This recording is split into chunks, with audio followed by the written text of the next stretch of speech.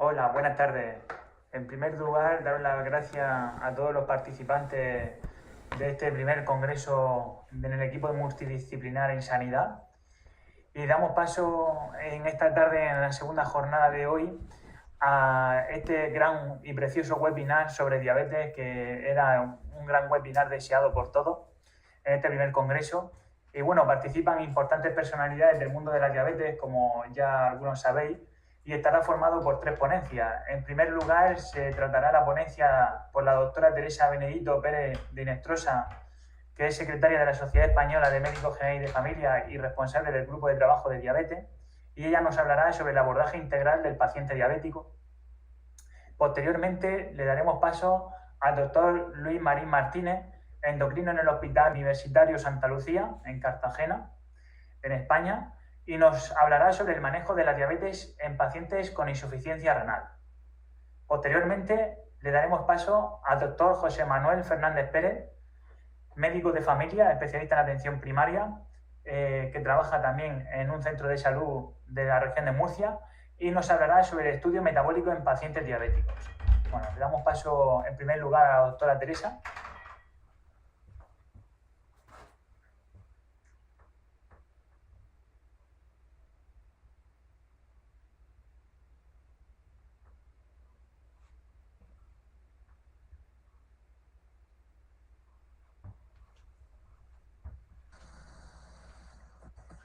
Hola, buenas tardes desde España.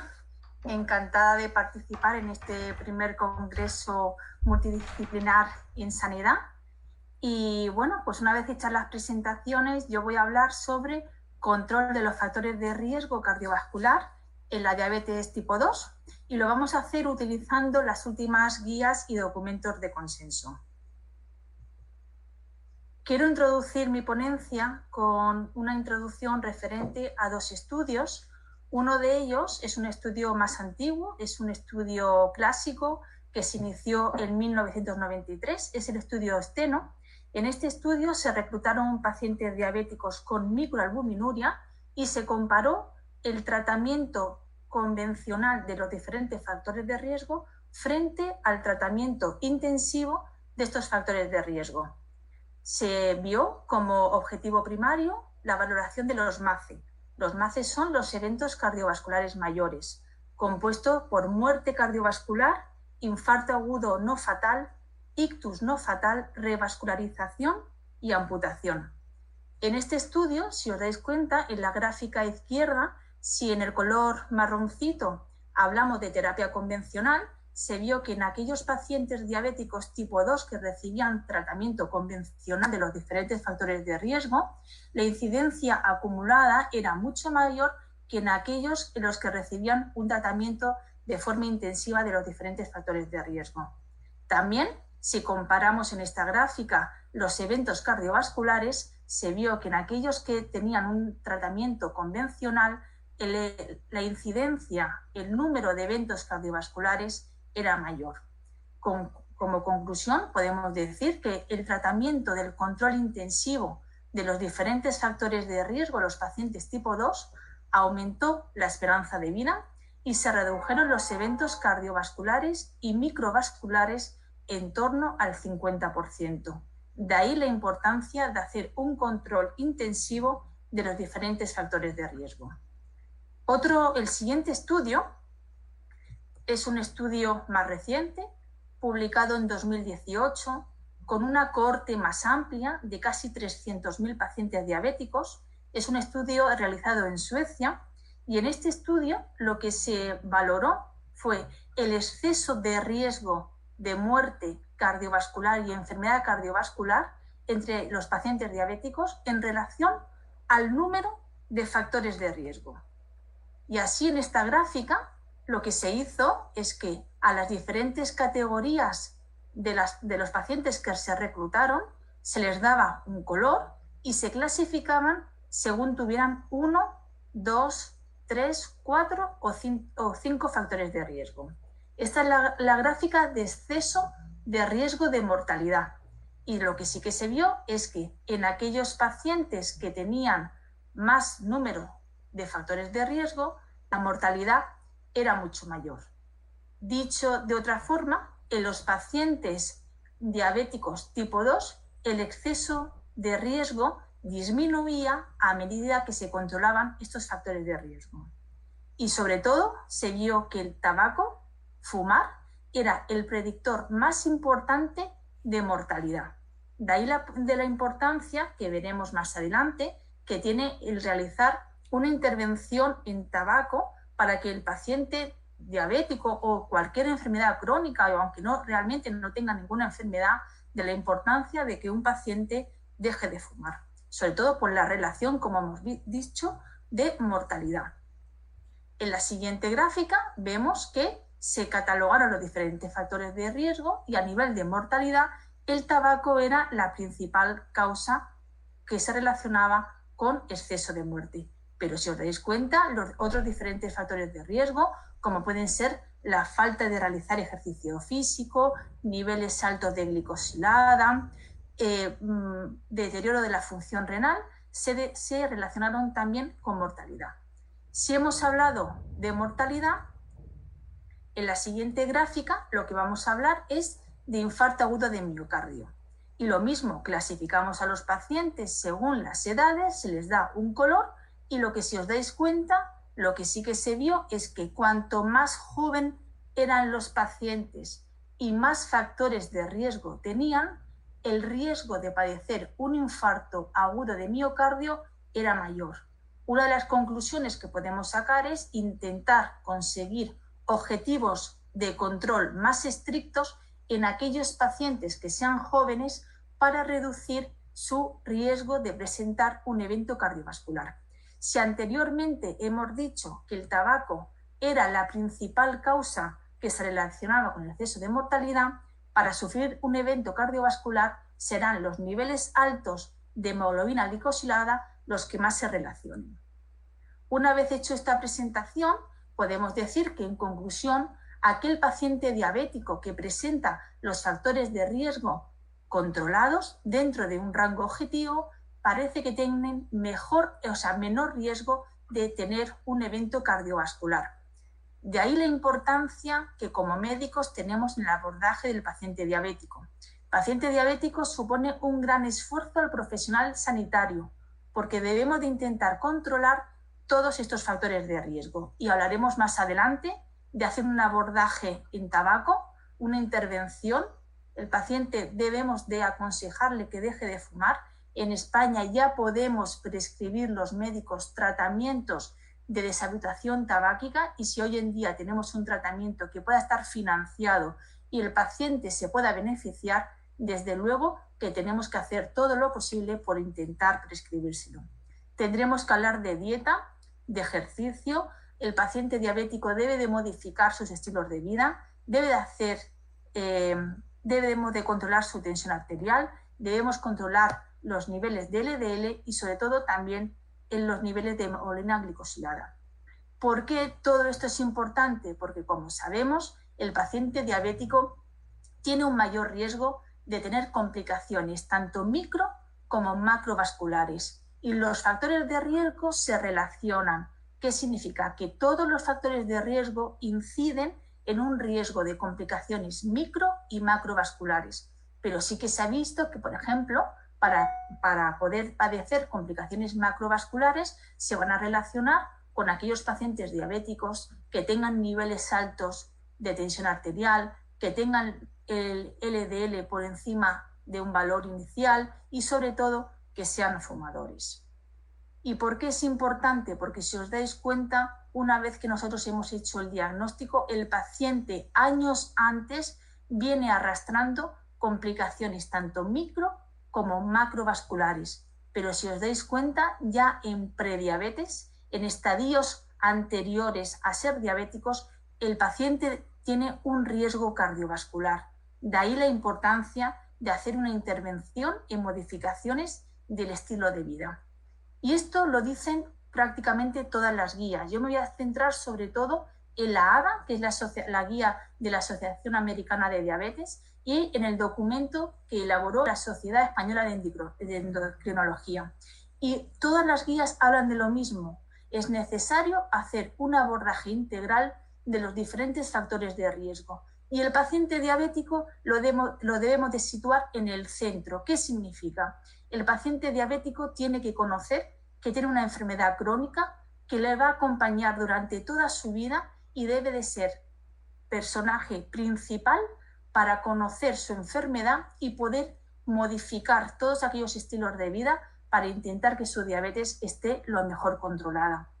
La ADA publicó un documento en el que es fundamental que el paciente tenga esos conocimientos que le hagan conocer, nunca mejor dicho, el abordaje de su enfermedad. El paciente tiene que estar instruido y esto es muy importante. Tendrá que saber lo que debe de comer, cómo debe de comer. Si el paciente está con insulina, debe de saber manejar la insulina. No nos podemos conformar con iniciar y enseñar la insulinización al principio y no recordarle o no enseñarle al paciente diabético a cómo tiene que ajustar la dosis de insulina.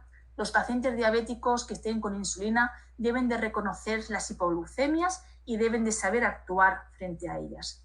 Y ahora, si nos centramos en los abordajes de los diferentes factores de riesgo, el documento de la SEN, de la Sociedad Española de Endocrinología, en el referente a la alimentación, nos va a recomendar que los hidratos de carbono deben de ser de bajo índice glucémico, las grasas se deben de evitar aquellas grasas que sean saturadas, debemos de intentar recomendar alimentos con fibra, el alcohol en moderada cantidad.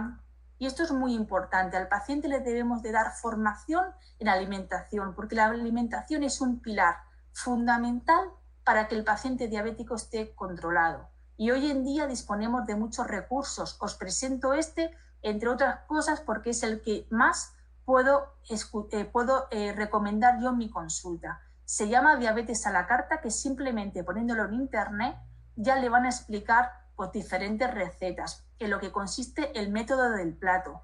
Puede ser un documento de muchísima importancia. ¿Y por qué es importante modificar los estilos de vida?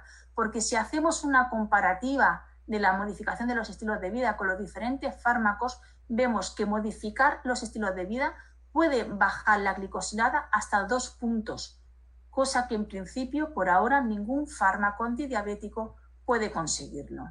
En cuanto a la tensión, si nos basamos en el documento de los endocrinos y de la ADA, el objetivo de la tensión tiene que estar por debajo de 14,9. Y si tenemos un paciente diabético que esté por encima de 16,10, debe de comenzar con 2 fármacos. Y realmente tendremos que saber, muy importante, si el paciente presenta albuminuria o no, porque este concepto es el que nos ayudará a determinar cuál es el fármaco que tengamos que prescribir a nuestro paciente. Porque si nuestro paciente diabético con cifras de tensión por encima de 16,10 tiene albuminuria, deberemos iniciar el tratamiento con un IECA o un ARA2. Y si no conseguimos controlarlo, añadir diferentes fármacos. En cambio, si la tensión está por debajo de 16,10, será con un fármaco. Y el concepto de albuminuria, otra vez, es el que nos determinará con qué grupo terapéutico debemos de iniciar. Hemos hablado de modificaciones de estilo de vida, hemos hablado de control de tensión, pero ahora muy importante, el control glucémico. Somos médicos y una de las nociones que tenemos es que, en principio, el objetivo de control de glicosilada debe de estar por debajo de 7. Pero esto hay que individualizarlo y esto es muy importante, porque como yo digo, no todos los pacientes diabéticos son iguales. Entonces tendremos que saber que tendremos que conseguir objetivos más exigentes con controles de glicosilada por debajo de 7, hasta 6,5 por ejemplo, en aquellos pacientes que sean jóvenes, que lleven pocos años de evolución de su enfermedad, que no tengan otras comorbilidades asociadas, que tengan un bajo riesgo de hipoglucemias. En estos pacientes que les queda una larga vida y una larga trayectoria de su enfermedad, deberemos de intentar conseguir objetivos más exigentes. En cambio, en el otro lado de la balanza, objetivos más laxos, entre 8, 8,5, estarían indicados en pacientes frágiles, pacientes mayores, que tienen un alto riesgo de hipoglucemia, que tienen comorbilidades asociadas, un paciente diabético que tenga una retinopatía avanzada o una enfermedad renal, no hay que conseguir objetivos tan estrictos. Es importante dejarlo entre 8 y 8,5. Con lo cual, una idea que debe de quedar clara es que los objetivos de control del paciente diabético tienen que ser individualizados. ¿Y qué es lo que nos dice la ADA? Yo creo que ya todos lo sabemos. Metformina, fármaco de elección, siempre y cuando sea tolerado por el paciente y los efectos gastrointestinales, pues el paciente los pueda solventar bien. Una vez iniciado el tratamiento con metformina, debe de continuar y en principio nosotros añadiremos fármacos, pero la metformina es el tratamiento inicial. Muy importante, si el paciente no está bien controlado, no debemos de caer en la inercia terapéutica y debemos de intensificar de una forma temprana. Los cambios debemos hacerlos y valorarlos cada 3 meses. Significa que si un paciente, yo inicio tratamiento con metformina, no está bien controlado, a los 3 meses no está bien controlado, le añado otro fármaco y a los 3 meses yo valoro si ha mejorado o no con una analítica. Muy importante el siguiente paso, hay que hacer un abordaje orientado al paciente, como veremos más adelante, y sobre todo en aquellas circunstancias en las que esté indicado insulinizar, deberemos de hacerlo. ¿Por qué? Porque si el paciente tiene síntomas cardinales, se va a beneficiar de tratamiento con insulina y no debemos de retrasar la insulinización, porque esto lo único que nos va a llevar es a mayor riesgo de complicaciones. Y este algoritmo a mí personalmente me gusta mucho, porque ahora veremos cuál ha sido la evolución de los tratamientos que nos ha aconsejado la ADA en los últimos años.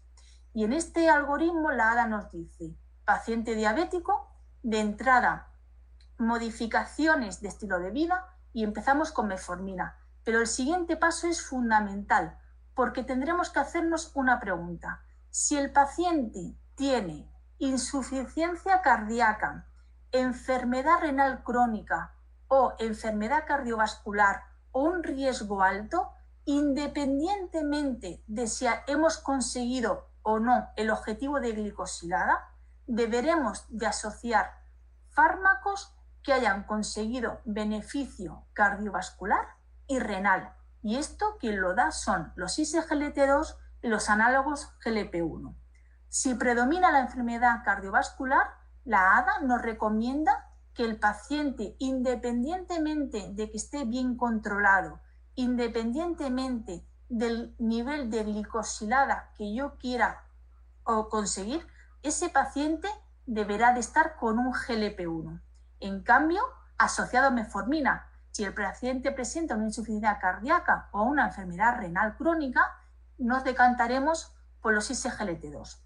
Pero si el paciente no tiene una insuficiencia cardíaca, no tiene una enfermedad renal, no tiene una enfermedad cardiovascular y el paciente no está bien controlado porque tiene una glicosilada alta, deberemos de hacernos una pregunta y hay que individualizar el tratamiento.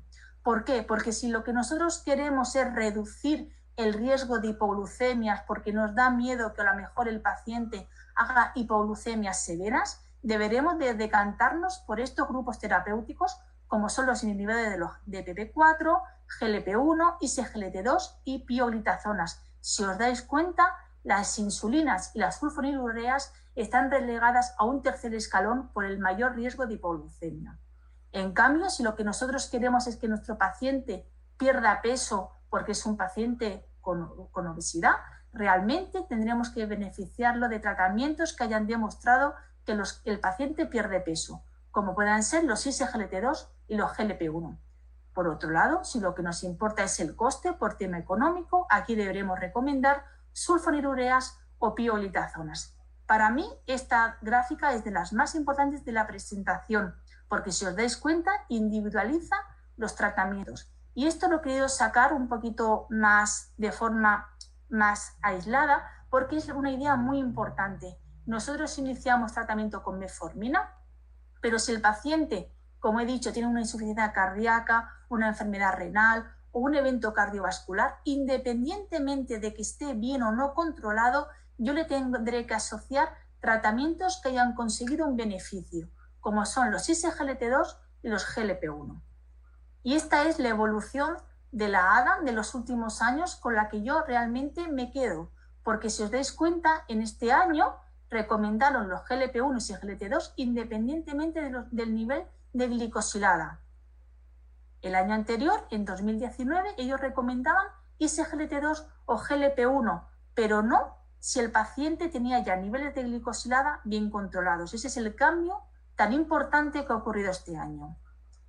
Bueno, la red GEDAS, que yo desde luego para formarnos en diabetes la recomiendo. ¿Qué es lo que nos dicen? Muy importante, lo que hemos estado hablando, alimentación, ejercicio, el paciente tiene que tener conocimientos, debe de estar formado e instruido en la enfermedad que tiene, con lo cual aquí el personal, tanto médico como enfermería, tiene una labor muy importante y aparte de hacer estas recomendaciones, individualizan tratamiento. ¿Y qué es lo que nos dicen? Que si tiene enfermedad cardiovascular o insuficiencia cardíaca o enfermedad renal, lo mismo que nos dice la ADA, metformina más uno de los 2 fármacos que hemos visto que el paciente se va a beneficiar por sus efectos tanto cardiovasculares y renales. Y si no está bien controlado, añadiremos un tercer o hablan hasta de un 4º fármaco para luego pasar a la insulina.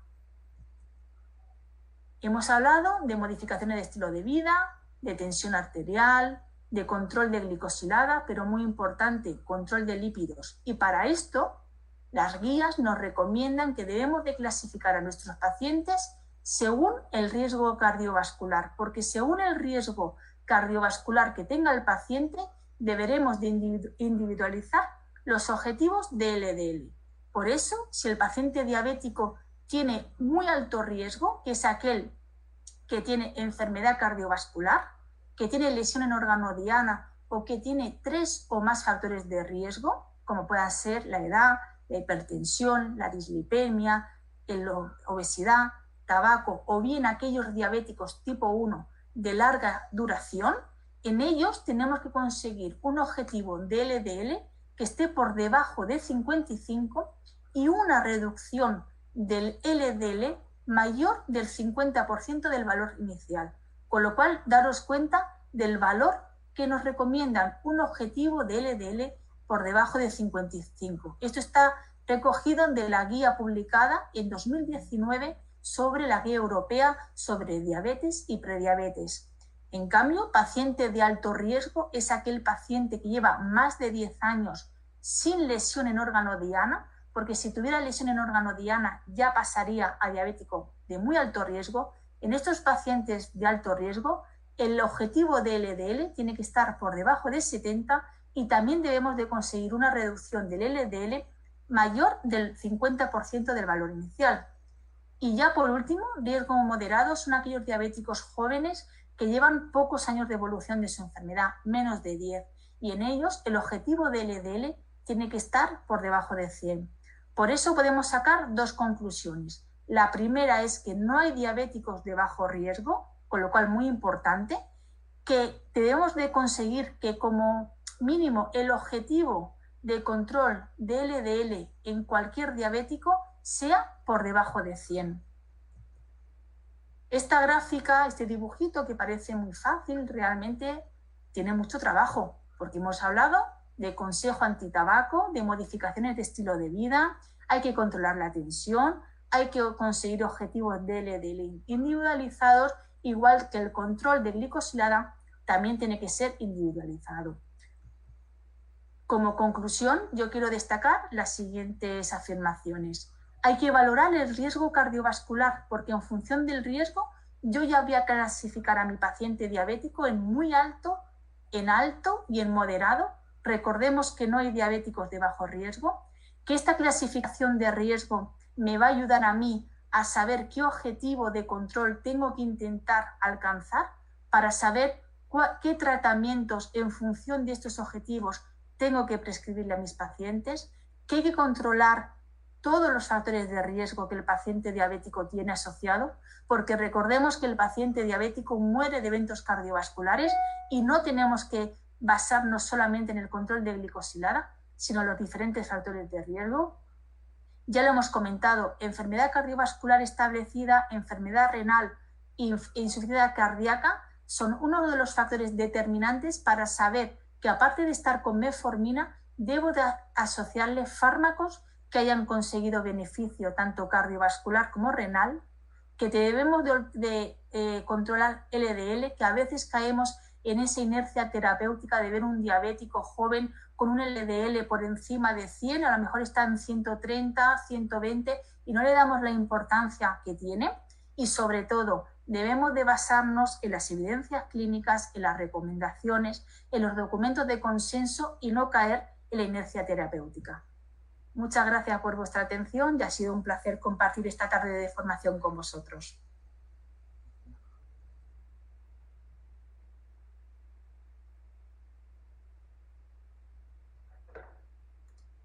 Muchísimas gracias, doctora Benedito. La verdad que una ponencia muy clara y concisa. Esa visión de atención primaria siempre tan necesaria y que debemos tenerla presente, al menos en la práctica clínica diaria.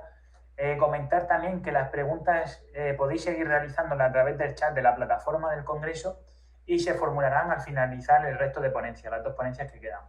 Damos paso al doctor Luis Marín con su ponencia de manejo de diabetes en pacientes con insuficiencia renal y le damos paso.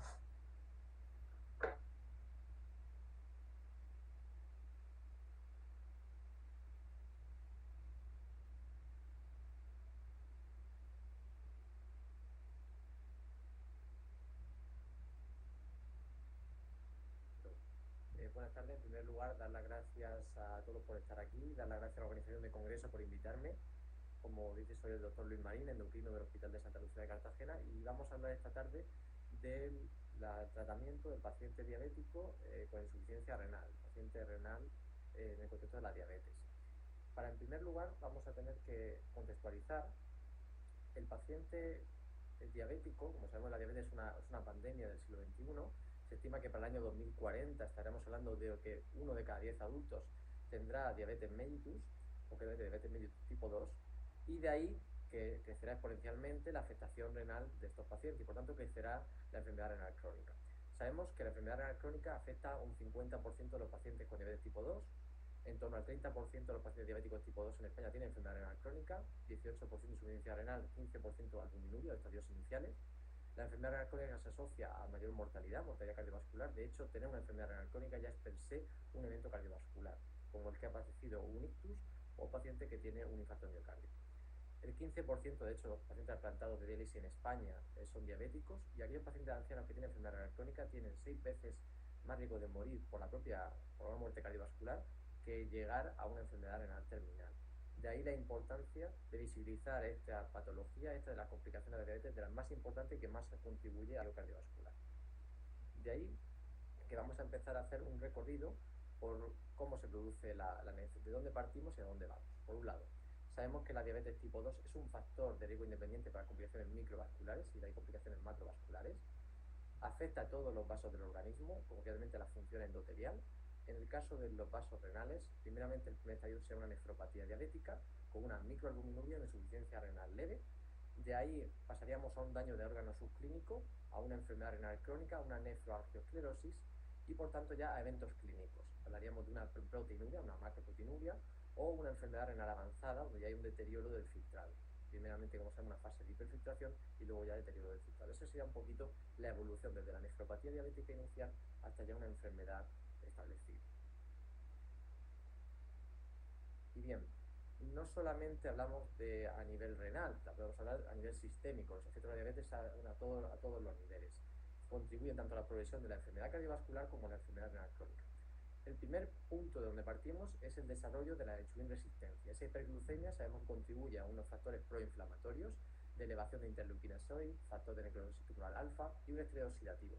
Eso afecta per se tanto al riñón como al corazón, y de ahí que existe una mayor activación en el paciente diabético del sistema renina-angiotensina-aldosterona, por lo cual aumenta la reabsorción, retención hidrosalina, aumenta la presión intraglomerular y de ahí que aumente la hiperfiltración. De que hubo una caída luego posteriormente de la primera hiperfiltración y luego caída. Todo eso contribuye también a que el cuerpo tenga sus propios mecanismos compensadores para intentar restaurar el gasto cardíaco, que tiene una sobrecarga de volumen y un aumento de tensión arterial. Este cómputo, este circular, va dañando todos los órganos y provoca disfunciones a nivel sistémico, tanto del riñón, miocardio, como el resto de vasos del cuerpo. De ahí que sea importante ir rompiendo de alguna manera o cortar este círculo en el que nos encontramos. Y bien, centrándonos, como hablamos, en el riñón concretamente, ¿cuál es el daño?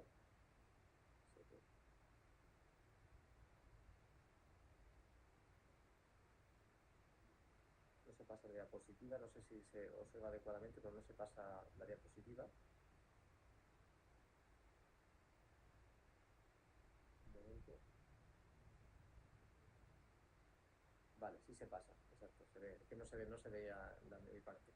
En el daño renal por la diabetes de mellitus, como decimos, en la hiperglucemia es el desencadenante fundamental del fallo en la autorregulación de la hemodinámica interglomerular y por tanto esa hiperfiltración se debe a una vasodilatación preferente de la arteriola aferente glomerular. Por tanto, ahí existe una vasoconstricción de la eferente que aumenta el flujo sanguíneo renal, de ahí esa hipertensión interglomerular y de ahí a la albuminuria o pérdida de proteína a nivel renal. Ese es el daño. A partir de ahí nos podemos plantear qué medidas podemos establecer, medidas generales para evitar o minimizar el daño renal al paciente con diabetes mellitus tipo 2. Bien, las medidas generales primero para cuidar el riñón serían, como todos sabéis, evitar los AINES, evitar los antiinflamatorios, abundante ingesta hídrica, evitar tóxicos como el alcohol o el tabaco, un control estricto de la tensión arterial, el control de peso, sabemos que el paciente obeso tiene una mayor sobrecarga renal, la dieta mediterránea baja en sal, ejercicio físico diario, a ser posible ejercicio aeróbico, que contribuye menos a la proteinuria, y controlar la ingesta proteica. Un paciente que tenía una microalbuminuria, tenemos que intentar, aunque todos hacemos generalmente una dieta ligeramente hiperproteica, hay que limitarla un poco. Y las principales herramientas que teníamos hasta ahora eran los IECAS y los ALA2, los inhibidores de la enzima convertida de angiotensina, los antagonistas del receptor de angiotensina 2. Esto era hasta hace no demasiado.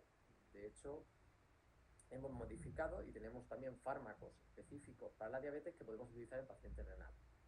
Ahora bien, ¿cuáles son los fármacos hipoglucemiantes indicados en el paciente con insuficiencia renal? Los he clasificado en dos puntos. Fármacos con mayor riesgo de hipoglucemias y fármacos con menor riesgo de hipoglucemias. Como ya sabemos, un paciente renal tiene una condición, elevado riesgo de hacer hipoglucemias. Por tanto, entre los de mayor riesgo situaríamos a las insulinas, la glitazonas como la pioglitazona y las glinidas como la repalenina. Y en los de menor riesgo situamos a la metformina, a los inhibidores de adiperidasa 4, a los análogos del GLP-1 y a los inhibidores de SGLT2. De estos fármacos señalaría dos grupos farmacológicos, son los análogos de GLP-1 y los inhibidores de SGLT2, porque aportan un plus, aparte del bajo riesgo de hipoglucemia, que es el beneficio cardiovascular y de enfermedad renal. De ahí que sería, y dentro de, clasificando, metiéndonos mucho más en ello, los inhibidores de SGLT2 son los fármacos más prometedores a nivel de la prevención de la progresión de la enfermedad renal de pacientes diabéticos. ¿Dónde actúan? Todos conocéis su mecanismo de acción. Un breve resumen. Sabemos que actúan en el túbulo contorneado proximal. Hay receptores GLUT2 y SGLT2 en el segmento 1 y 2 y receptores GLUT1 y SGLT1 en el segmento 3. Los receptores SGLT1 son los menos frecuentes, un 10%. Los SGLT2 corresponden al 90%. Son los que se implican en la mayor parte de la reabsorción de la glucosa. Por tanto, hay inhibidores tanto de SGLT2 como inhibidores de la SGLT1, pero lo más importante es que en general todos inhiben el SGLT2, que es la principal diana de acción. Sabemos que una paciente con diabetes tiene un umbral renal para la pérdida de glucosa mayor que un paciente sin diabetes. Un paciente sin diabetes, el umbral renal para empezar con glucosuria son 180. En la diabetes, con un intento del cuerpo de un mecanismo regulador, sube su umbral hasta 240, con lo cual no perdemos glucosa hasta que no pasamos 240 miligramos de cilindro de glucosa.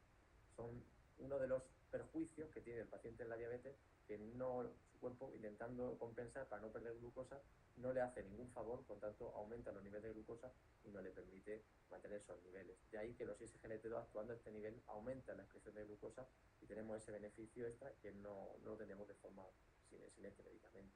Es decir, un mecanismo compensador que por otro lado perjudica. Ahora bien, ¿qué ocurre en el riñón? ¿Qué efectos renales existen del ISGLT2? ¿Por qué los SGLT2 realmente tienen un efecto de protección renal?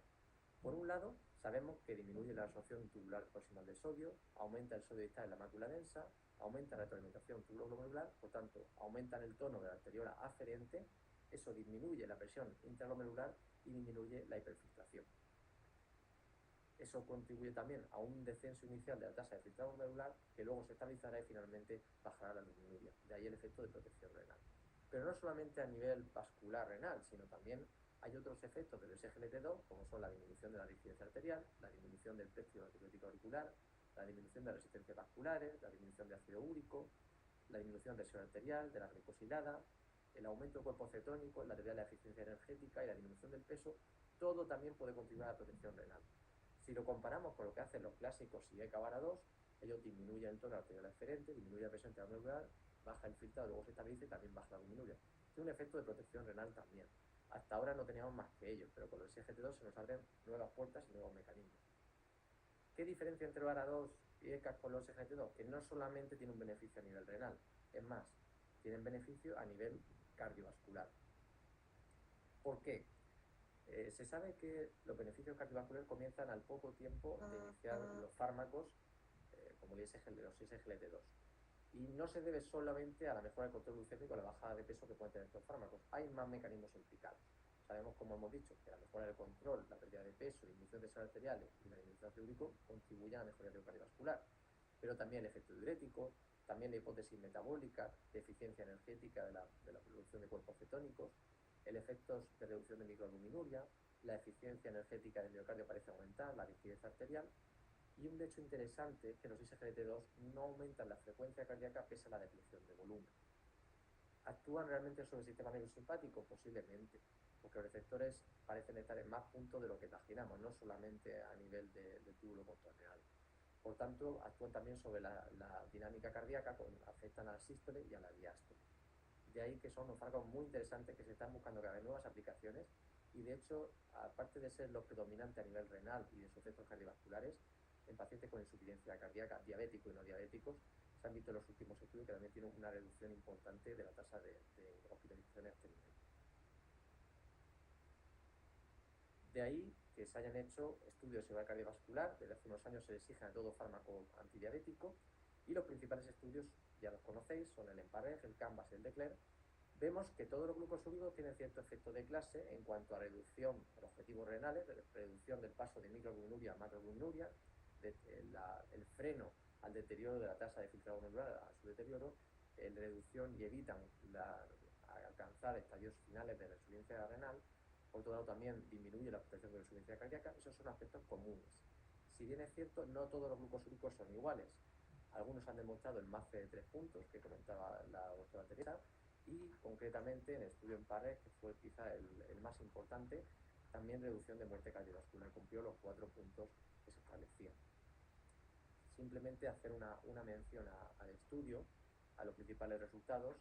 Se sabe que empalifocina en este caso protege frente a la progresión de la angiopatía diabética, menor frecuencia de empalifocina frente a placebo de la progresión a macroalbuminuria, reducción de 38%, menor duplicidad de los niveles o duplicación de niveles de creatinina sérica, menos del 44%, retrasaba o reducía el inicio de diálisis en un 55% y la muerte por enfermedad renal. Esos efectos, es curioso, pero se mantenían más allá de la interrupción del fármaco, es decir, que el efecto prevalecía o había una especie de memoria renal, por así decirlo, de estos efectos. Sí es cierto que no han impedido la aparición de nueva albuminuria, pero cabe destacar que si hablamos de un paciente, este estudio de pacientes que ya estaban tratados, el 80,7% ya estaban tratados con IECA VARA2 y tenían un filtrado por encima de 30, ya había gente con filtrado deteriorado. Es decir, que conseguirlo en estas circunstancias es complejo, y que un fármaco lo consiga, la verdad que llama la atención. Sobre todo llama mucha atención en las tablas que los beneficios, como digo, ya se empiezan a ver a los pocos meses de inicio del tratamiento. Ya diverge la curva con el placebo. Eso es muy interesante. Esos efectos iniciales no se deben solo a la mejora del control glucémico, pérdida de peso, baja de tensión. Son a los otros efectos que hemos estado comentando. Todo esto, lógicamente, se ve reflejado en las guías de tratamiento de diabetes en el año 2020. Ya lo ha comentado la doctora Teresa muy bien, lo ha hecho un recorrido genial por todos los parámetros, por todas las estaciones que nos plantea la ADA, yo quisiera remarcar simplemente en el paciente renal, si predomina, como decimos, insuficiencia cardíaca o enfermedad renal crónica, utilizar un ISGLT2 con beneficio cardiovascular demostrado, con reducción de ingresos por insuficiencia cardíaca y con retraso de la progresión de enfermedad renal crónica, o en su defecto un análogo de GLP-1. Y luego ya emplearemos el resto de fármacos. Destacar que los SGLT2 hay que iniciarlos con un filtrado generalmente que se sitúe por encima de 60 y mantenerlos hasta filtrados de 45 e incluso hasta 30. Ese sería un poquito el manejo de estos fármacos. Por otro lado, como hemos dicho, ante este posicionamiento de la guía, sabemos que metformina en primer lugar, hasta filtrados de 30, hasta ahí estamos todos de acuerdo, y luego asociar ISGLT2 análogos de GLP-1 o incluso considerar combinarlos independientemente del objetivo de glicosilada. Un paciente puede tener una glicosilada aceptable, 7,2, 7,3, pero si le podemos aportar un beneficio renal o un beneficio cardiovascular, merece la pena poner este tipo de estos fármacos. Si se alcanza el objetivo de glicosilada y ya lleva estos fármacos, habría que ajustar otros fármacos para la diabetes, o bien eliminarlo o bien ajustar la dosis, ya sea como reducir dosis de insulina, eliminar sulfonilureas que pueden contribuir al riesgo de hipoglucemia. La guía de la Sociedad Española de Endocrinología y Nutrición, que también comentó Teresa, me centro concretamente a nivel de la enfermedad renal diabética. Como vemos, se centra y focaliza siempre en los glucosúricos y en los análogos de GLP-1. Y luego, por otro lado, los de DPP-4, que tienen un efecto neutro. Sí es cierto que el resto de fármacos, como decíamos al principio, por riesgo de hipoglucemia, porque no le aportan un beneficio al paciente, quedan relegados a un segundo plano. Este diagrama es bastante interesante, también de la SEM, donde nos especifica en un paciente donde predomine un IMC muy elevado, hablaríamos de análogos de GLP-1, con un IMC más moderado se sitúan los ISGLT2, y si el filtrado glomerular está más deteriorado, análogos también, y si el filtrado está todavía algo conservado, los ISGLT2. Y en los extremos se situarían los IDPP4, tanto en el paciente añoso como en un paciente frágil o en insuficiencia renal. Digamos que esta sería un poquito la foto del tratamiento hoy día actual en el paciente renal, de los fármacos principalmente empleados, más allá de insulinas y de otro tipo de fármacos que ya hablaremos un poco más adelante. De hecho, en el siguiente esquema que he adaptado, he separado para finalizar por filtrados, de acuerdo, en los estadios de la enfermedad renal, cuáles serían los tratamientos que nos podemos plantear con nuestro paciente diabético. Por un lado, en un estadio inicial de la enfermedad renal, estadio 1, estadio 2, con filtrados por encima de 60, donde ya hay pérdida de proteína, ya hay microalbuminuria, inicialmente siempre objetivo de mejorar el estilo de vida, dejar hábitos tóxicos, dejar de fumar, abundante hidratación hídrica y la metformina. Posteriormente, plantear los inhibidores de ISGLT2 y luego tendríamos otras opciones como análogos de GLP-1 o inhibidores de DPP-4. Y ya en una tercera fase me plantearía iniciar o repalinida, pioglitazona o una dosis de insulina basal. Ese sería un poquito el algoritmo habitual de este tipo de manejo de estos pacientes. Si avanzamos en el deterioro de la enfermedad renal, entre un filtrado entre 60 y 30, seguiría manteniendo metformina y luego, incluso aunque en ficha técnica se dice por debajo de 60 no iniciar, sí que los estudios han visto que se han iniciado con filtrados bastante más bajos con buenos resultados. Por tanto, me podía plantear en algunos pacientes el ISGLT2 porque el beneficio potencial que tenemos es bastante llamativo como para desecharlo de inicio. Luego apostaríamos por análogos o inhibidores de DPP-4 y ya en tercera línea también por repalinida, pioglitazona o insulinas. Y en un estadio mucho más avanzado con filtrados por debajo de 30, generalmente nos abocamos a utilizar insulinas, ya una dosis de insulina basal, ya los inhibidores de SGLT2 no nos valdría, utilizaríamos análogos de GLP-1 o DPP-4 y luego ya optimizaríamos tratamiento o bien con un otro fármaco, repalinida, pioglitazona, aunque tiene alto riesgo de hipoglucemias, o más bien acabaríamos una pauta basal bolus con insulina lenta e insulina rápida, dependiendo de los objetivos también de glicosilada del paciente e individualizando. Este sería un poquito el esquema que seguiríamos a la hora de tratar a un paciente diabético con insuficiencia renal, dándole oportunidad, como digo, a los ISGLT2 como fármacos predominantes, pero también sabiendo que según los estadios lógicamente tendremos que utilizar. Finalmente, como conclusiones, quisiera destacar unas breves conclusiones, no sé si se ve adecuadamente. En primer lugar, que la hiperglucemia es el foco o el origen del daño renal y el aumento del riesgo cardiovascular en el paciente diabético, que ese daño renal está presente ya desde el momento en el que se inicia la diabetes, ya existe el fallo renal, el daño inicial, y por otro lado queremos usar siempre fármacos que además del control glucémico nos ofrezcan otro beneficio a nivel renal y cardiovascular, independientemente de las cifras de hemoglobina glicosilada, y que los SGLT2 sabemos que aquellos que producen un beneficio renal y cardiovascular se posicionan como las primeras elecciones en el paciente diabético y añado también el paciente que tenga una enfermedad renal incipiente. Y por último, que el uso de SGLT2 debe ser lo más precoz posible para prevenir y evitar esa evolución del daño renal.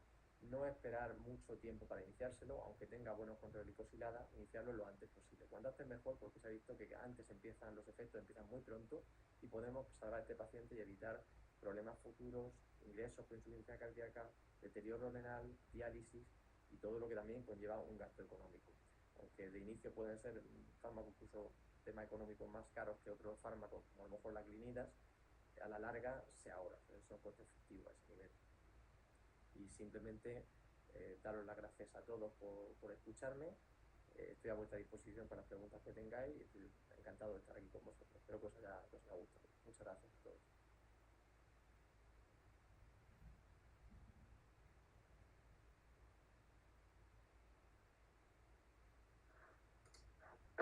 Muchísimas gracias, doctor Marín.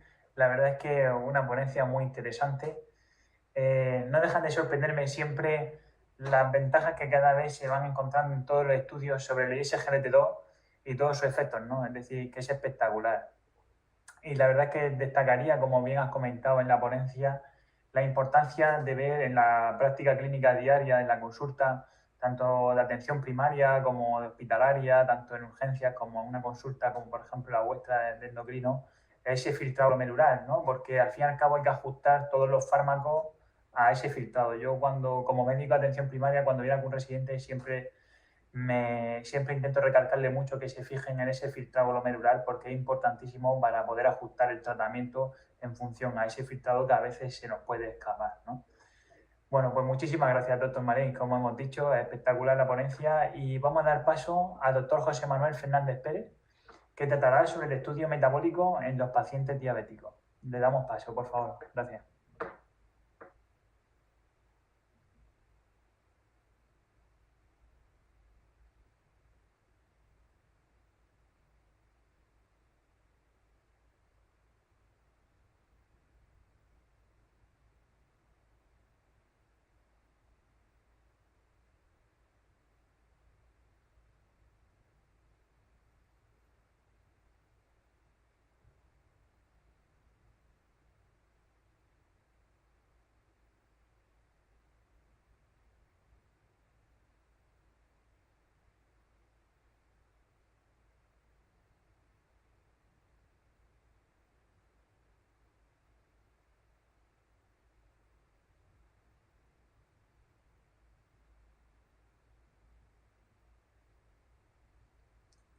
Ahora.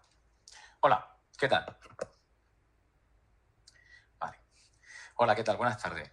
Perdón, hemos tenido un pequeñísimo problema de comunicación. Yo estaba hablando y estaba hablando solo. Bueno, ya afortunadamente creo que lo tenemos resuelto.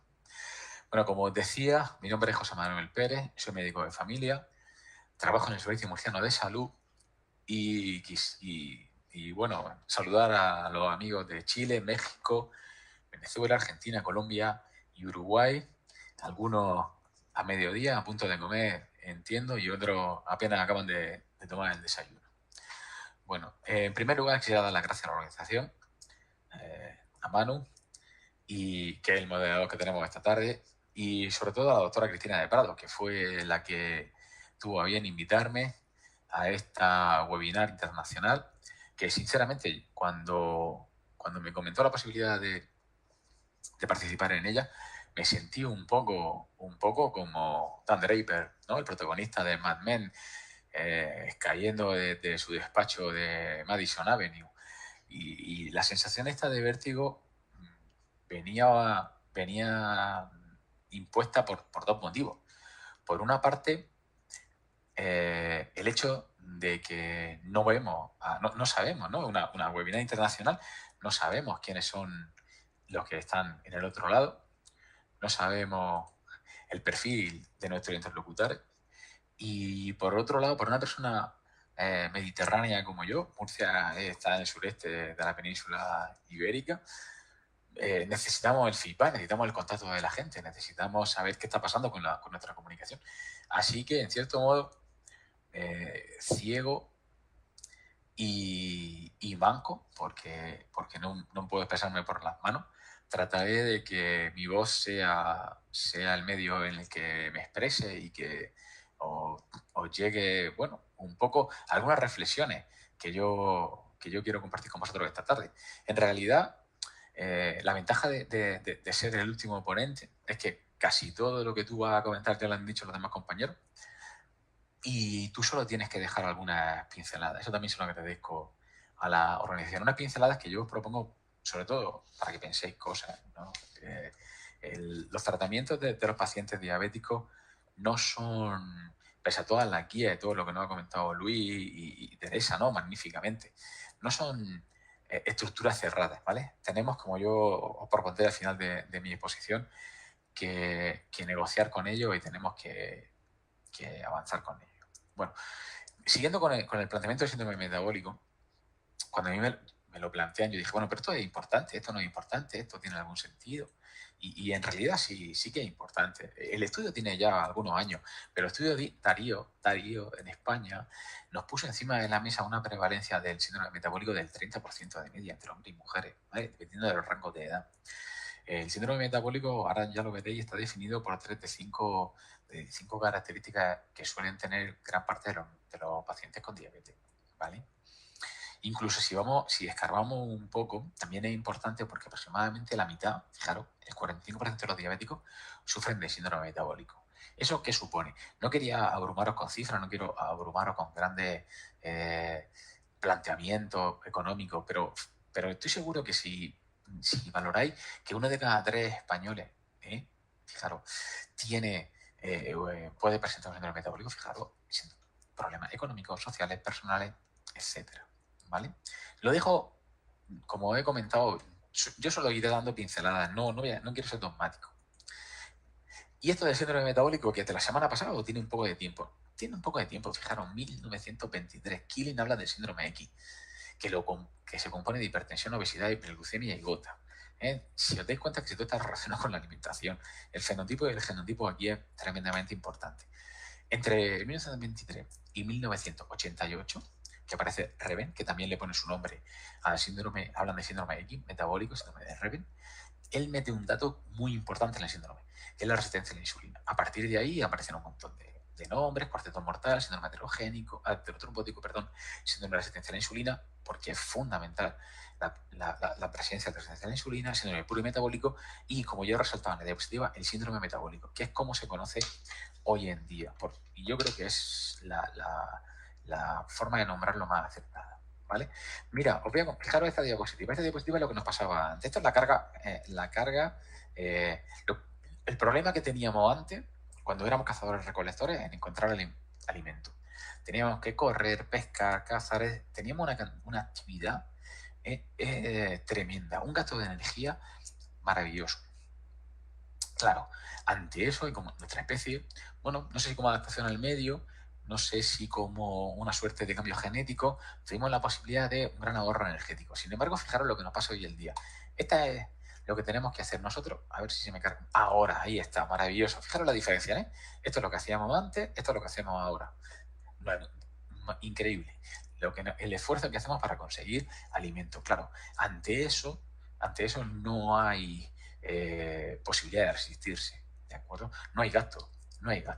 Solo tenemos ingesta alimenticia sin gasto. Eso nos lleva en el síndrome metabólico a la siguiente diapositiva, a que entremos en esta especie de síndrome de círculo vicioso.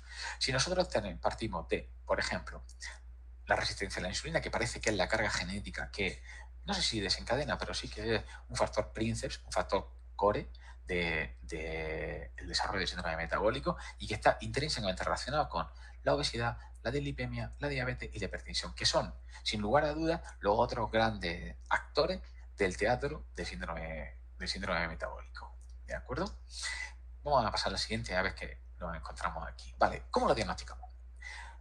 quiero recordar una cosa. Yo soy médico de familia y eso hace que tenga una cierta tendencia a enfocar mis presentaciones, mis propuestas al médico de familia. Yo creo que el médico de familia, lejos de ser la puerta de entrada al sistema, yo creo que el médico de familia realmente forma parte de la sociedad. El médico de familia es ese punto de encuentro, de intercambio con las personas. Y nosotros no solamente nos dedicamos a tratar a enfermos. Nosotros, en España, trabajamos en unos edificios que se llaman centros de salud. Fijaros qué palabra tan bonita, centros de salud. La gente que va allí está sana. ¿Vale? Nosotros no trabajamos en hospitales, no vemos enfermos, nosotros trabajamos con gente sana. Y nuestro interés es que sigan estando sanos. Bueno, pues en estos sanos, ¿cómo podemos nosotros, con herramientas relativamente sencillas, económicas, baratas, accesibles, diagnosticar que una persona padece un síndrome metabólico? Los clásicos hablaban de que, aquí como podéis ver en la diapositiva, 1, 2, 3, 4 y 5. La próxima vez la pienso numerar. Bueno, pues de esos 5, teniendo 3 de los siguientes aspectos, lo catalogamos de síndrome metabólico. Es decir, no voy a poner la típica diapositiva de pera y del fenotipo de manzana que todos tenemos en mente, ¿vale? Pero el perímetro abdominal del hombre, esa distribución de la grasa abdominal, es un dato tremendamente significativo para que nos hace sospechar, ¿vale?, cuando entra la persona en nuestra consulta, en nuestro entorno, de que puede padecer un síndrome metabólico. La tensión arterial elevada y luego modificación en el perfil lipídico y por último el gran protagonista de esta tarde de miércoles, que es el azúcar. ¿Vale? Avanzamos un poquito. Ya tengo al paciente diagnosticado, ¿vale? Pero ahora, como han comentado mis compañeros, sobre todo la doctora Teresa, vamos a intentar mejorarle eso, que tendremos que hacer algo con él, tendremos que poner un tratamiento. Al final los médicos decidimos hacerle cosas, ¿vale? Bueno, como la protagonista de nuestra tarde es el azúcar, y nosotros nos barajamos, por lo menos en el entorno español, con la glicada, bueno, pues utilizamos esta propuesta que hizo Ensuchi en su momento, a la hora de ser más o menos agresivo en el manejo de ese paciente, ¿vale? Este algoritmo de si no cuento mal, 1, 2, 3, 4, 5, 6, 7 alternativas, ¿vale?, de valoraciones, si el paciente es joven, si es anciano, si tiene mucho riesgo, si tiene menos riesgo, si se asocian más, no exige un control más o menos estricto, lo que nos da una gran variedad de ser más o menos agresivo en el tratamiento del paciente diabético. Yo aquí el tratamiento, y aprovechándome de que soy el último, como comentaba antes, bueno, pues he simplificado tremendamente el tratamiento de este tipo de pacientes. Y lo he dividido en dos partes. Una parte farmacológica y una parte no farmacológica. La parte farmacológica, la dieta y el ejercicio. El santo santorum de la diabetes. Muévase, haga ejercicio, corra. Como he comentado antes en la diapositiva, cuando éramos recolectores corríamos, gastábamos, nos venía muy bien ese ahorro de energía que tenía a partir de la escasa alimentación. Ahora, como la alimentación es muy grande, no necesitamos que nuestros ciclos sean tan útiles. Necesitamos ciclos energéticos en el que perdamos energía porque tenemos gran cantidad de ingesta. Y luego hago una propuesta farmacológica. La propuesta farmacológica, por supuesto, que es muchísimo más grande que la que yo os pongo aquí encima de la mesa, ¿vale? Pero yo he señalado los 7, no son principios activos, son grupos farmacológicos que yo considero que tienen una especial relevancia, ¿vale? No voy a hablar, por supuesto, de todo ello, y mucho menos que nos quedan escasamente 8 minutos, entre 8 y 10 minutos para terminar la ponencia. Quedan 4 o 5 diapositivas solo. Lo que me interesa es el debate, pero sí que quería comentaros un poco en relación a lo mismo, ¿vale? Fijaros, por ejemplo, en esta diapositiva aparecen los árados. Los árados para mí son un gran descubrimiento, son muchísimo mejor que en cierto modo, son como los IECAS mejorados, ¿vale? Se le puede dar, hoy en día ya que además están en forma de genérico, no suponen una carga importante para el paciente y sí que tienen muchísimas mejoras a nivel farmacológico, ¿vale? No voy a entrar en ello. La estatina y la ezetimiba, quiero poneros una diapositiva, me voy a saltar, eso lo vamos a ver ahora después, cómo controlan esa combinación de estatina y de alguna estatina en concreto, cómo son capaces de bajar el LDL, ¿de acuerdo? La metformina. ¿Qué vamos a decir de la metformina? Cada día que pasa, aparecen nuevos estudios con nuevas indicaciones de la metformina y sigue siendo con la dieta y el ejercicio la estructura básica, la zona primitiva, primaria, en la que empezaba el tratamiento, ¿vale? Yo casi diría que antes de ejercicio le pondría metformina al paciente, ¿de acuerdo? Los ISGLT2, mi compañero Luis lo ha contado maravillosamente bien. Yo solamente voy a poner una diapositiva animada que me parece que me ha gustado mucho. De los DPP4 no voy a hablar nada y de los de GLP1 voy a decir dos pinceladas, ¿de acuerdo? Voy a ir avanzando, que si no me enrollo mucho y no terminamos. Muy bien, muy importante para mí. Esta diapositiva para mí es fundamental, porque aunque aquí habla del control de la glucemia, no, podría ser extensible al tema del síndrome metabólico o incluso a algunos otros aspectos de la medicina. Es un totum, es un problema holístico, es un problema multiorgánico, ¿de acuerdo? Sistema, en este caso, hablamos de glucemia, sistema nervioso central, tejido periférico, páncreas, sistema digestivo. Fijaros todos los sitios, ¿vale?, donde podemos trabajar para mejorar los niveles de glucosa en nuestro organismo. Podemos reducir la ingesta, podemos ayudar a una regulación hormonal, etcétera, etcétera. No me voy a entretener en la diapo. Solo quería mostraros que no es una cuestión mínima de un punto en concreto, sino que es un problema mucho más global. Mira, y ahora lo que os prometí, lo prometido es deuda, os voy a enseñar la diapositiva de la estatina. No sé si se ve bien, pero fijaros desde la pravastatina, allá en los tiempos antiguos, ¿vale?, hasta la rosuvastatina con acetinib, que es la última de las combinaciones que están en el mercado, al menos en España, la propuesta de disminución de LDL, ¿de acuerdo? Es decir, esta diapositiva, ¿por qué me interesa? Tenemos herramientas encima de la mesa potentísimas para controlar a los pacientes y tenemos que saber manejarlas. ¿Vale? Estas herramientas no están exentas de efectos secundarios, pero sí que nos permiten llegar a controles grandes de la enfermedad, en este caso del síndrome metabólico, ¿de acuerdo? Y tenemos que tener en cuenta lo siguiente. Dependiendo de nuestro objetivo, como he puesto en la diapositiva anterior, no hace 3 diapositivas, ¿vale?, o como nos ha comentado Teresa, dependiendo de la intensidad que necesitamos nosotros de tratamiento, nos tendremos que mover posiblemente en este rango terapéutico o nos tendremos que venir a este rango terapéutico, ¿vale? Pero por el hecho de ser médicos de familia, no tenemos por qué quedarnos solamente en este rango terapéutico y pensar que esto es exclusivo de otros niveles de tratamiento hospitalaria u otras acciones. Nosotros como médicos de familia, ¿vale?, creo que estamos en condiciones de utilizar cualquier herramienta que se nos ponga, que se nos plantee, ¿de acuerdo? Avanzo. Mira, esta es la diapositiva tan simpática que os presentaba, ¿vale? Como lo tengo fija, no sé si lo habéis podido disfrutar, pero una nefrona es una diapo en movimiento muy interesante. Hemos visto perfectamente cómo tenemos una absorción de la glucosa cuando nosotros, a ver si se moviera, ¿vale? Bien, no lo sé. El caso es que cuando nosotros utilizamos unos inhibidores, la glifosina, me da igual que sea TAPA, EMPA, evidentemente hay unos que tienen más potencia y no son exactamente iguales, ya lo sé, pero el mecanismo de acción es el mismo.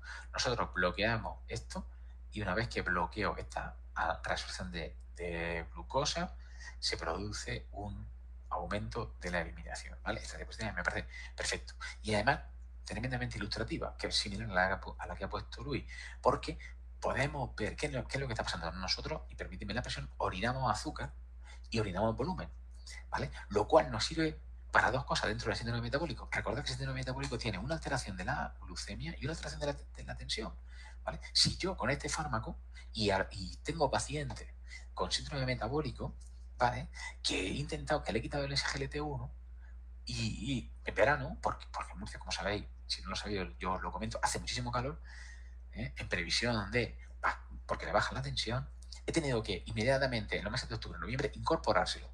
No solo por malos controles de azúcar, que podríamos haberlo controlado de otra manera, sino por malos controles tensionales, ¿vale? Son estos fármacos pleiotrópicos los que realmente nos dan respuestas magníficas. Estoy terminando. quiero meter también los GLP-1, lo he prometido. ¿Qué le pasa a los GLP-1? Los GLP-1 son una de las grandes promesas junto con lo SGLT2. ¿Vale? Pérdida de peso, disminución del riesgo cardiovascular y control glucémico. Y eso con estudios que son de sobra conocidos. Mirad. ¿Qué hacen los GLP-1? Los GLP-1 hacen todo eso. ¿Vale? Los GLP-1 son impresionantes, hasta un nivel cerebral, de estómago, de páncreas, y además, lejos de cómo eran los GLP-1 antiguos, me voy a permitir el lujo de utilizar el nombre comercial, no sé, en España apareció Vieta, que era una complicación tremenda a la hora de la administración. Bueno, pues ahora mismo tenemos un semaglutide encima de la mesa que de administración oral. O sea, ¿dónde vamos a llegar? No lo sé. ¿Pero qué es lo que tenemos que hacer? Sí sé lo que tenemos que hacer. Lo que tenemos que hacer es centrarnos en el paciente. Porque el paciente es el que realmente tiene la llave. ¿Vale? Y si nosotros no somos capaces de involucrarlo, corresponsabilizarlo y convencerlo, que en definitiva es motivar, educar y pactar con el paciente, no vamos de ninguna de las maneras a conseguir nada por mucho que nos empeñemos. Muchísimas gracias a todos por vuestra atención y esperamos pendientes de vuestras preguntas. Muchas gracias.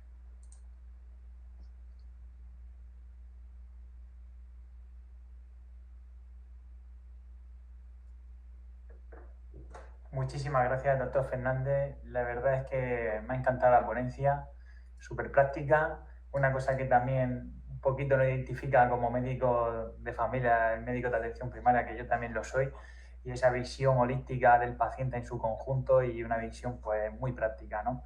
La verdad es que es espectacular, nos ha gustado muchísimo. Y si os parece bien, vamos a ver algunas de las preguntas que hemos seleccionado y vamos a pasar, doctor Fernández, incluso te voy a hacer a ti la primera pregunta, ya que has sido el último, pues en la ronda de preguntas te hago a ti la primera pregunta. Como médico de familia, ¿debe derivarse al paciente a otro especialista o tiene algún papel en este manejo de este tipo de pacientes con síndrome metabólico y diabético? Si puede respondernoslas, por fin.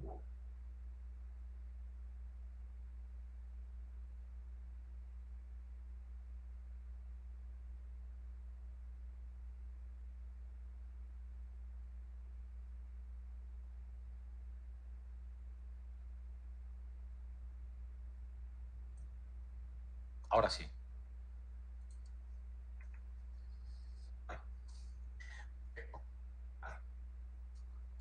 Sí, bueno, claro, si a lo mejor se lo pregunta a otra persona, pues te diría, no, eso hay que... pero derivarlo, son pacientes tremendamente complicados. Mira, yo soy un convencido de la medicina de familia, cada día más, y creo sin ninguna duda que este tipo de pacientes son pacientes del médico de familia. Nosotros, hay que tener en cuenta que nosotros somos especialistas, somos como especialistas de, como dice, ¿no? Aprendiz de mucho, maestro de nada, ¿vale? Puede ser, pero nosotros tenemos conocimiento global de esa persona. Sabemos cómo era cuando era pequeño. Sabemos que pequeño era ya gordito. Sabemos que no ha ido al gimnasio ni a apuntarse. Sabemos que su madre también tiene cierta obesidad. Sabemos que su padre come más bollería industrial que tal. Sabemos todo. Nosotros sí que estamos en condiciones de tratar a este tipo de personas, porque además el síndrome metabólico, como ya he comentado, habla de hipertensión, de lipemia, sobrepeso, factores que tienen una carga ambiental muy importante. Y el ambiente solo lo controlamos nosotros. No se puede comparar la cantidad de veces que vienen. Mira, en Murcia se vienen diariamente 40.000 personas en los centros de salud. Cada día 40.000. Tenemos una población de 1,5 millones. Imaginaros cuánto tardamos en verlo. En un mes, los médicos de familia hemos visto a la población de la región de Murcia. O sea que, por supuesto, rotundamente sí. Somos los que debemos liderar este tipo de cosas. Y luego, situaciones concretas, imaginaros pacientes que no tengo capacidad de control porque mi ciencia termina ahí. Bueno, pues tengo a mi amigo Luis, se lo derivo, Luis lo soluciona y sin ningún problema.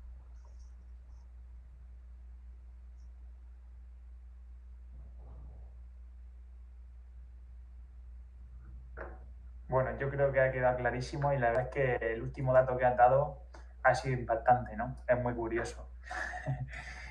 Pasamos a realizarle unas preguntas al doctor Marín. Hemos seleccionado 2 preguntas. En primer lugar, ¿son seguros los ISGLT2 en pacientes de edad más avanzada? Y en segundo lugar, la segunda pregunta sería, en caso de haber conseguido el objetivo de la hemoglobina glicosilada, si esta tuviera una nefropatía diabética incipiente, ¿deberíamos de agregarle un ISGLT2 pese a un buen control metabólico?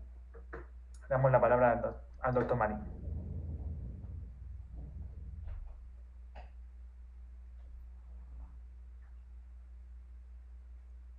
Sí, Manuel, muchas gracias por las preguntas. En primer lugar, respecto a la primera pregunta, había mucha, al principio, cuando salió este grupo farmacológico, controversia al respecto de si el paciente más mayor podía dar problemas por la depresión de volumen, etc. Realmente los SGLT2 en un paciente, aunque sea mayor, es un paciente de más de 65 años, son seguros si se selecciona bien el paciente. Es decir, no podíamos elegir un paciente a lo mejor con una signos de insulinopenia, con un péptido C ya muy reducido, que precisara muchas dosis de insulina. Quizás ese paciente no sea el más adecuado, pero un paciente en principio, aunque sea de una edad más avanzada, si un paciente que mantiene una buena hidratación, cumple perfectamente, se hace su control de glucemia habitualmente, no habría ningún problema por añadirlo, de hecho sería beneficioso. De hecho hay subestudios en población mayor de 65 años, con edad media de 72, concretamente el estudio Price, que comparaba incluso ISGLT2 con IDPP4 y análogo de GLP-1, y veía que en términos de seguridad eran muy similares, pero realmente le aportaba un extra al paciente. Entonces sí serían fármacos seguros siempre que seleccionemos bien el paciente, sin insista en la ingesta hídrica y evitar pacientes muy insulinopénicos. Eso respecto a la primera pregunta. Respecto a la segunda pregunta, siguiendo a día de hoy como están las guías y ante la evidencia actual, si aunque tengamos una glicosilada objetivo, sí deberíamos plantear en este paciente un ISGLT2 e incluso si hiciera falta retirar otro fármaco para poner SGLT2.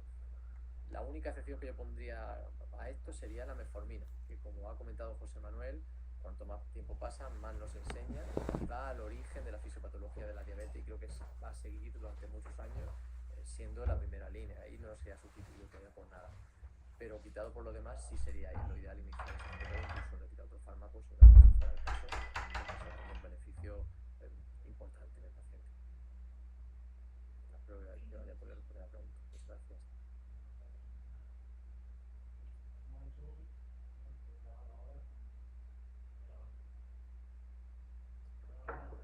Muchísimas gracias, doctor Marín. Yo creo que ha quedado clarísimamente respondidas las preguntas. Tenemos aquí una pregunta seleccionada para la doctora Benedito. Tu visión, doctora Benedito, como médico especialista en atención primaria y médico de familia, cuando te enfrentas a un diabético por primera vez, ¿cómo lo haces? ¿Cuál es tu enfoque de todo lo que nos has contado? Y por otro lado también comentar que, bueno, al finalizar la respuesta, si quieres hacer algún tipo de pregunta al doctor Marín o al doctor Fernández, también puedes realizarla, ¿vale? Damos paso a la doctora Benedito.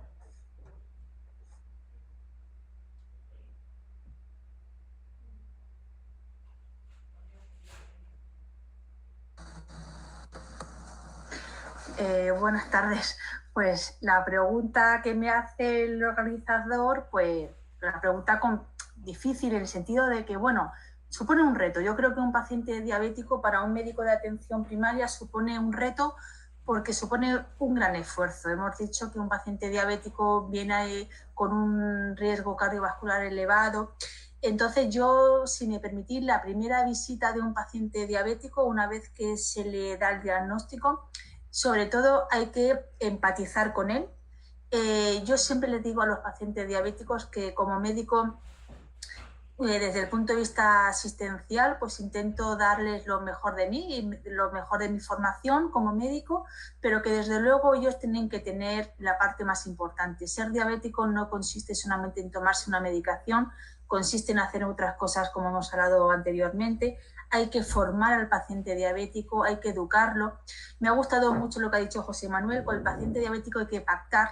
Yo soy mucho de pactar, pactamos los objetivos, le explico cuáles son los objetivos a los que es bueno que alcancemos y sobre todo hay que hacerlo poco a poco. La primera visita de un paciente diabético, mi consejo es que yo al principio, en los primeros años de trabajo, pues daba mucha información y quizás agobiaba mucho y yo veía que ponían unas caras los pacientes como diciendo, Dios mío, la que se me viene encima. Entonces yo soy los médicos de atención primaria tenemos la suerte de citarnos a los pacientes. Bueno, ahora con el tema de la pandemia que estamos viviendo, hacemos muchas consultas telefónicas, tenemos la posibilidad de contactar con nuestro paciente, hacerle un seguimiento y darle toda esa información de una forma quizás más paulatina en el tiempo. Tenemos que explicarle que aparte de su glucemia tendremos que controlar otros factores de riesgo y sobre todo hay que hacerlo pues, poco a poco. Yo remito siempre a mis pacientes diabéticos al enfermero. Yo creo que enfermería hace una labor muy importante de educación diabetológica, que es fundamental, que deben de conocerla, y sobre todo la primera visita, que era lo que tú me estabas diciendo, pues modificaciones de estilo de vida, consejo antitabaco y empezamos con metformina. Luego ya me lo cito a los 3 meses, 3 meses sobre todo para hacerle una analítica, para ver cómo ha ido ese cambio después de esos 3 meses tomándose el tratamiento. Con los pacientes diabéticos es muy importante, igual que con todos los pacientes crónicos, asegurarnos que cumplen la medicación, que se la están tomando. Tenemos que reforzar cuando las cosas van bien.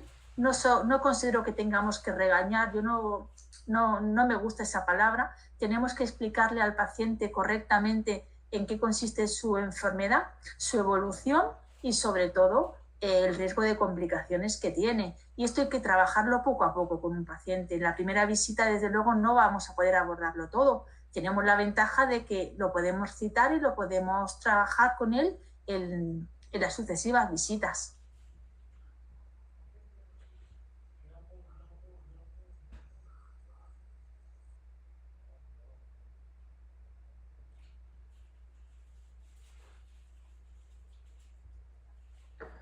Muchísimas gracias, doctora Benedito. Bueno, pues yo creo que han quedado perfectamente contestadas las preguntas. Y bueno, pues vamos a dar la palabra a cada uno de vosotros para que os despidáis. Muchísimas gracias por lo bien que lo habéis hecho, por vuestra participación, por vuestra entrega, por haber estado hoy aquí con nosotros un miércoles, pues bueno, compartiendo esta formación tan interesante. Muchísimas gracias en nombre de la organización, en nombre de todo el Congreso y bueno, nada, daros las gracias enormes. Os voy a pasar de uno en uno, ¿vale? Si queréis empezamos por José Manuel y os vais despidiendo.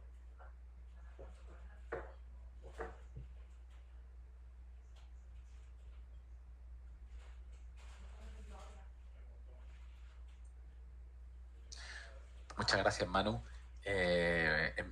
Reitero las gracias a la organización y la verdad es que ha sido un placer conoceros. Ha sido un placer, Luis, Teresa. Estaría en vuestras manos en cualquier momento como paciente, sinceramente. Y hay una cosa que ha dicho Teresa que es verdad, que yo estoy totalmente de acuerdo con ella y me gustaría ponerla encima de la mesa. El compromiso del paciente. Nosotros no tenemos que regañar a nadie, pero sí tenemos que intentar, o por lo menos yo hago eso, o lo intento, sinceramente, implicar al paciente y pasarle la pelota, valga el ejemplo, a su tejado. No soy yo el paciente, yo lo puedo educar, que los pacientes no saben medicina, yo le puedo enseñar, yo le puedo guiar, yo puedo ser no un referente, yo puedo ser un influencer, ¿no? Yo puedo decirle, mira, esto es por aquí, esto es por allá. Puedo llegar hasta ahí. Pero al final es él. Es él la persona individual la que tiene que tomar la decisión si camina en la dirección de mejorar su tensión, su azúcar, su colesterol, si toma la medicación y entre eso y un poco de genética puede tener una vida un poquito mejor. O no. Decide, bueno, tengo mi vida y yo quiero funcionar así. Y yo no quiero hacer el esfuerzo que me supone bajar una glicada de 8 a 7,5 y no hay más. Y también tenemos que entenderlo. Yo estoy de acuerdo con Teresa. Aquí no se trata de regañar a nadie, se trata de poner las cosas encima de la mesa a explicárselo a nivel que ellos lo puedan entender. Y esa yo creo que sería un poco mi reflexión en voz en voz alta. Estoy completamente de acuerdo con mis dos compañeros de mesa y que los pacientes, desde mi punto de vista, al final tienen la última palabra. Muchísimas gracias a todos y un abrazo muy fuerte.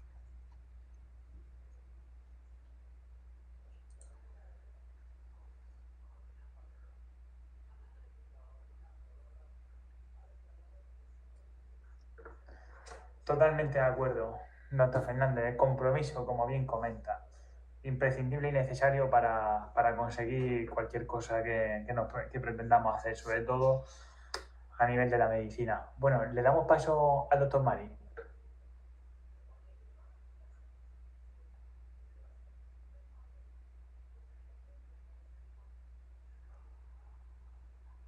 Bueno, buenas tardes a todos. Ya a la hora de despedida, decir primero gracias a la organización, gracias al doctor Manuel Alfaro por invitarme también, por participar. Ha sido un placer poder compartir, no solamente a través de estos medios, poder estar y viajar más allá del Atlántico, compañeros que están en otros continentes. La verdad que es muy enriquecedor. Y la medicina nos une también el amor e interés por la diabetes, por intentar mejorar la vida de nuestros pacientes, que al fin y al cabo nos debemos a ellos. La ciencia sin pacientes tampoco tendría sentido. Es muy interesante, pero tiene que ser práctica y tenemos que utilizarla para que los pacientes se beneficien, al fin y al cabo, de todo este conocimiento.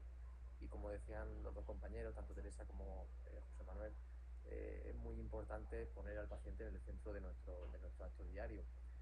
La diabetes es una enfermedad crónica, por desgracia, que hay que vivir siempre con ella, esté uno contento, esté uno triste, tenga un mal día, tenga un buen día, y eso hay que recalcarlo a los pacientes. Pueden permitirse tener rachas que están mejor, rachas que están peor, porque va con la persona. Sí que es cierto, hay que marcarle unas pautas, pero al fin y al cabo son ellos los últimos responsables de entender su enfermedad, y una enfermedad que depende mucho de lo que haga la persona. Hay muy buenos fármacos, pero necesitamos mucho la implicación del paciente y una colaboración y una confianza mutua.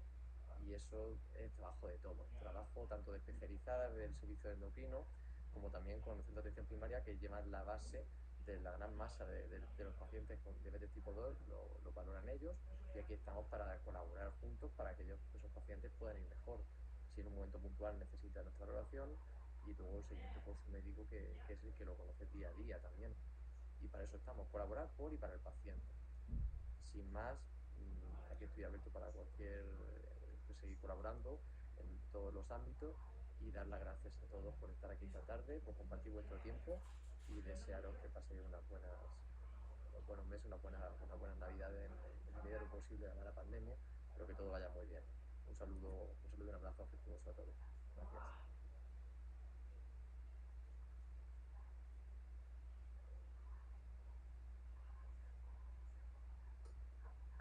Muchísimas gracias, doctor Marín. La verdad es que aquí con vosotros me siento entre compañeros, entre amigos, y la verdad es que estoy súper contento, en primer lugar, de que me cogieran como moderador para moderar esta espectacular mesa, que sinceramente, pues bueno, no tengo palabras para describirla. Y también dar las gracias a todos los participantes y además también ponentes que han participado de Chile, de México, de Colombia, de Costa Rica y de Venezuela, y además también a nuestros hermanos portugueses, que también han tenido una participación en este congreso en el último momento, que fue sorprendente, y bueno, también que están ahí, y darles también las gracias. Pasamos a despedirnos de la doctora Benedito, si tiene, bueno, un poquito por si tiene alguna pregunta o lo que quieras decir. Le damos paso.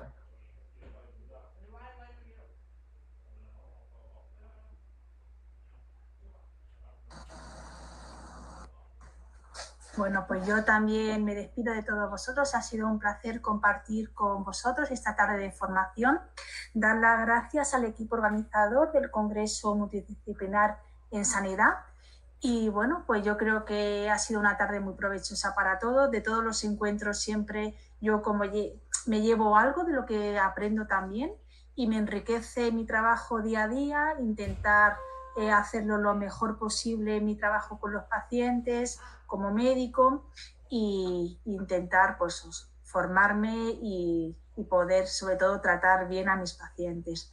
Ha sido un placer compartir con vosotros esta tarde de formación. Yo creo que ha sido muy enriquecedora para todos nosotros, y bueno, pues estoy a vuestra disposición si hay un próximo congreso, que contéis conmigo, porque desde luego me he sentido muy cómoda con mis compañeros, tanto con el doctor Luis Marín como con José Manuel. Trabajamos muy cerquita, yo en Andalucía, en Almería, y ellos en Murcia, somos prácticamente vecinos. Así que ha sido un placer estar con vosotros esta tarde. Muchas gracias a vosotros.